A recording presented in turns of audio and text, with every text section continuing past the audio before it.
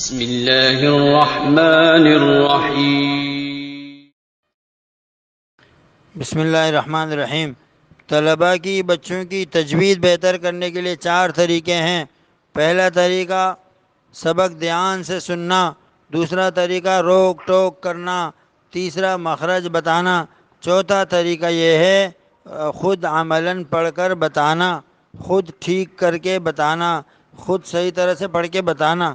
مثلاً بچہ پڑھ رہا ہے سا کو سا، تو استاد اس کو کہیں سا، بچہ کہتے ہیں سا، کیسا، استاد صحیح پڑھے سا، بچہ پڑھ رہے سا، پھر استاد پڑھے سا، یا اسی طرح ہا، بچہ کہتے ہیں ہا، استاد کہے ہا، بچہ کہے گا ہا، استاد پھر کہے ہا، بچہ کہے ہا۔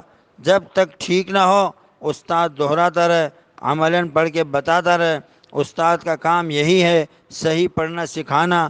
بچے کو قواعد ابھی نہ بتائیں، ابتدائی بچوں کو قواعد بتانا اچھا نہیں ہے، ادائیگی پر دھیان ہو، پڑھ کے دکھائیں، بار بار پڑھ کر دہرائیں، بار بار پڑھ کر بتائیں۔ قاف،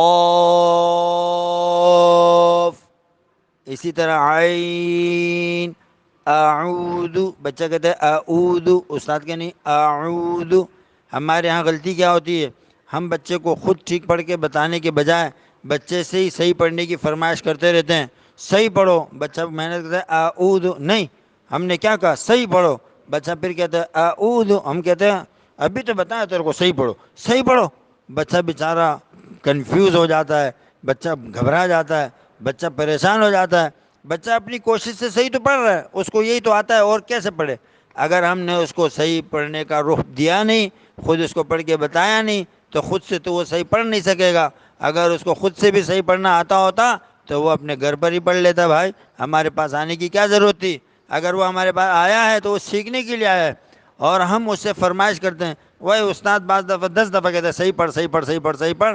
اس صحیح پڑھ کی گردان رٹنے کے بجائے اگر ہم اس لفظ کو ہی 10-12 دفعہ پڑھ کے سناویں تو بچہ اس کو ٹھیک کر لیں، بچہ سیکھ جائے، بچہ اچھی طرح ادا کرنا، بچہ جلدی سیکھتا ہے، بچے کی ادا میں پریشانی نہیں ہوتی۔ انشاءاللہ آپ تجربہ کر کے دیکھیں۔ اب ہم نے بچے کو بتایا ہا، وہ کہتے ہیں ہا، نہیں، ہا ہا ہا، پڑھتے رہیں، دہراتے جائیں۔ ہم نے ایسے اساتذہ دیکھے ہیں جنہوں نے 100 دفعہ بھی لفظ دہرایا بچے کو، مگر نہ غصہ کیا، نہ مارا، نہ ڈانٹا، بلکہ اس طرح پڑھ کے سنا۔ اور یاد رکھیں ایک حرف ایک دفعہ ہی ٹھیک ہونا ہے۔ پھر قرآن میں وہ ہزاروں دفعہ آتا ہے، 6000 8000 9000 پتہ نہیں کتنی دفعہ ایک حرف استعمال ہے۔ جب ایک حرف ایک دفعہ ٹھیک ہو جائے گا تو وہ ہزاروں حرف اس کے پیچھے خود بخود ٹھیک ہو جائیں گے۔